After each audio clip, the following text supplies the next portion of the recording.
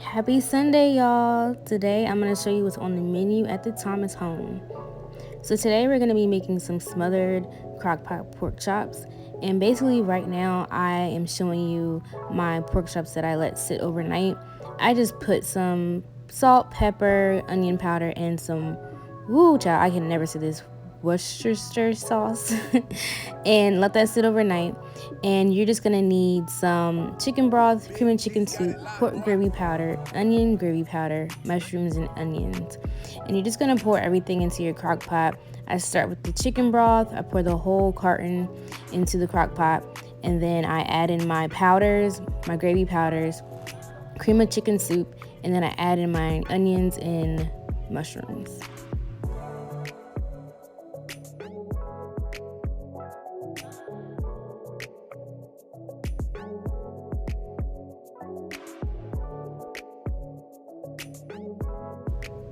So once you finish pouring your gravy mixes in with the cream of chicken soup and chicken broth, just take a whisk and whisk away, and then just make sure everything is blended evenly.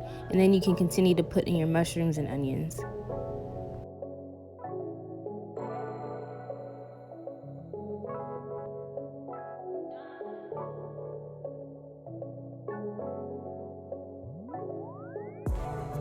After stirring in your mushroom and onions, you can go ahead and place your pork chops in, and then you're going to make sure to get all the gravy mix on top. So just push them down a bit, and that way the broth is covering the pork chops.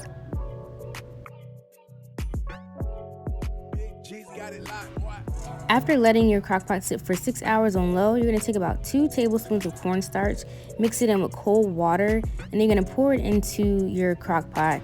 This is going to base off how thick you want your gravy. You can add in more cornstarch if you like, but make sure to change it to high for the last 30 minutes. My side dishes are going to be mashed potatoes and string beans. So if you want homemade mashed potatoes, you're going to peel them like grandmama used to do, boil them up, and then you're going to season your string beans and your mashed potatoes, let them sit, and then it's going to be all ready to go with your pork chops. And for dessert, we're going to make a cast iron peach cobbler. I like to use fresh peaches, but you can also get the cans. I got 5 peaches and skinned them, but if you don't use fresh peaches, you can get about 2 cans of peaches. So I just use the peaches, about a 1/4 cup of brown sugar.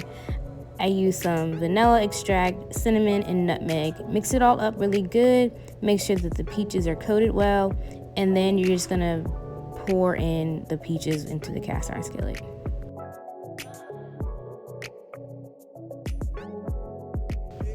So to make the batter is actually kind of easy if you just remember the 2 rule. So everything is basically just 2 cups of flour, 2 cups of white sugar, 2 cups of milk, and then 2 teaspoons of baking powder. Don't use 2 cups of baking powder.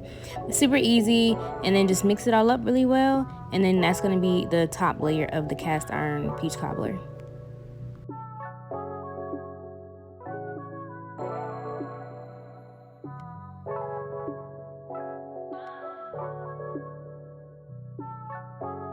Big G's got it locked, boy.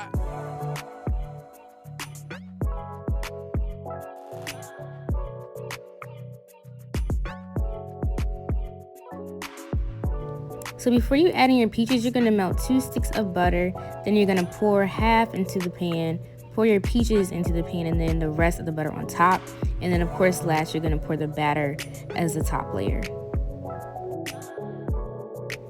You're going to let it sit in the oven for about 30-45 minutes on 350, but be careful because butter will spill over, and my kitchen was smoky. My husband was like, do you know what you're doing? But honestly, you can just put a pan underneath this cast iron skillet so that way it'll prevent dripping. And last, we're going to make some sun tea. It's super easy. You can add sugar. I didn't want to put too much sugar since we're having a dessert as well, but I just put 2 scoops of Lipton iced tea powder and about 6 bags of green tea. Let it sit outside for a couple hours, and then it's good and ready for dinner. Okay, y'all, dinner is ready to be served. It was really tasty, and the dessert was really yummy as well. I added some butter pecan ice cream to be served with it. It blended perfectly together, and I hope you guys enjoyed. Stay tuned for my next video. G's got it locked, boy.